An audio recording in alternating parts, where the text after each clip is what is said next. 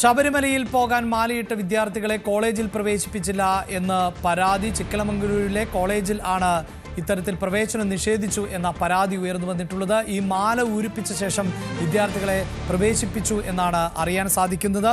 വാർത്തയുടെ വിശദാംശങ്ങളുമായി മനു ഭരത്താണ് ചേരുന്നത്. മനു, എന്താണ് ഈ പരാതിയുടെ ഉള്ളടക്കം? ഇതിൽ കോളേജ് അധികൃതരുടെ ഭാഗത്ത് നിന്ന് ഏതെങ്കിലും പ്രതികരണങ്ങൾ ഉണ്ടാകുന്നുണ്ടോ? ഞാൻ മനുവിലേക്ക് വരാം, അതിനു മുമ്പ് ദൃശ്യങ്ങളിലേക്ക്.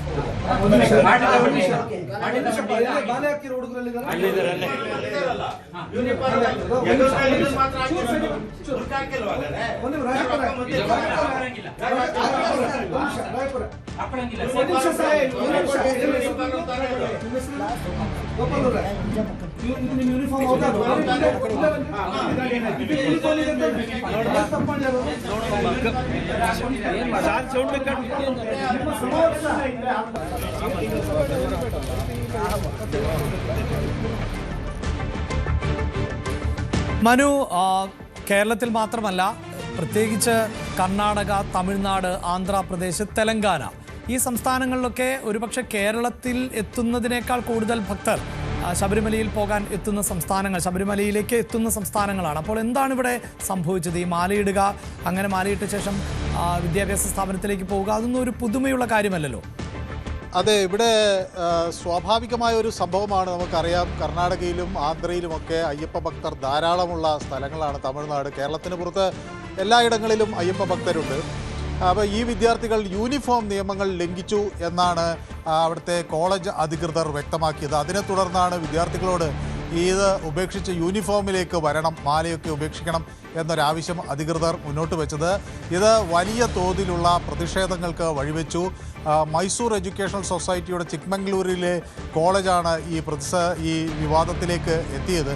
അപ്പോൾ കോളേജിലെ പ്രിൻസിപ്പൽ വിദ്യാർത്ഥികളോട് യൂണിഫോം കൃത്യമായി പാലിക്കാനും മാല ഇടുക, അല്ലെങ്കിൽ അയ്യപ്പ ഭക്തർ എന്ന തരത്തിൽ മതപരമായ ഒരു ചിഹ്നം എന്ന തരത്തിൽ അതിനെ കാണുന്നു.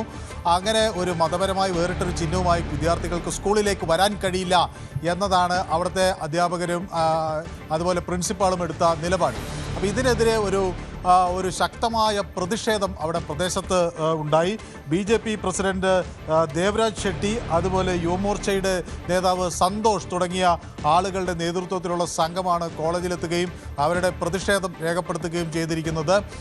അത് ഈ പ്രിൻസിപ്പാളുമായുള്ള സംവാദം ഒരു വാക്തർക്കത്തിലേക്ക് വരെ കലാശിച്ചു. തുടർന്ന് ഇതിൽ എന്ത് നടപടി സ്വീകരിക്കും എന്നത് വ്യക്തമായിട്ടില്ല.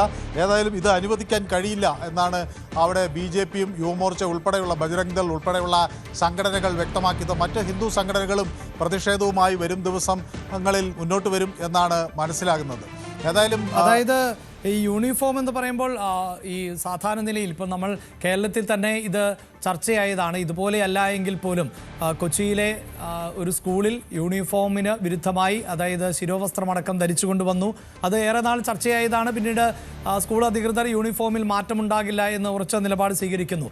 ഇതിപ്പോൾ ഈ യൂണിഫോം എന്ന് പറയുമ്പോൾ അതിൻ്റെ വസ്ത്രധാരണത്തിലടക്കം ഇവർ മാറ്റം വരുത്തിയിരുന്നോ? അതാണോ ഇതിന് പ്രധാന കാരണം? അങ്ങനെയുള്ള കാര്യത്തിൽ കൂടുതൽ വ്യക്തതയുണ്ടോ മനു? അത് സ്വാഭാവികമായും ഈ അയ്യപ്പ ക്ഷേത്രം സന്ദർശിക്കാനായി 41 ദിവസത്തെ വ്രതത്തിലായിരുന്നു ഈ വിദ്യാർത്ഥികൾ. അതുകൊണ്ട് തന്നെ കറുത്ത വസ്ത്രങ്ങളാണ് ഇവർ ധരിക്കുകയും ചെയ്തിരുന്നത്. പല സ്ഥാപനങ്ങളിലും അത് ഒരു ചെറിയ വിട്ടുവീഴ്ച ഈ വിഷയത്തിൽ 41 ദിവസത്തേക്ക് നൽകാറുണ്ട്. പക്ഷേ ഇവിടെ അത് ഉണ്ടായില്ല എന്ന ഒരു നിലപാടാണ് പ്രധാനമായും ഈ പ്രതിഷേധിക്കുന്നവരുടെ ഭാഗത്തു നിന്ന് ഉണ്ടായത്.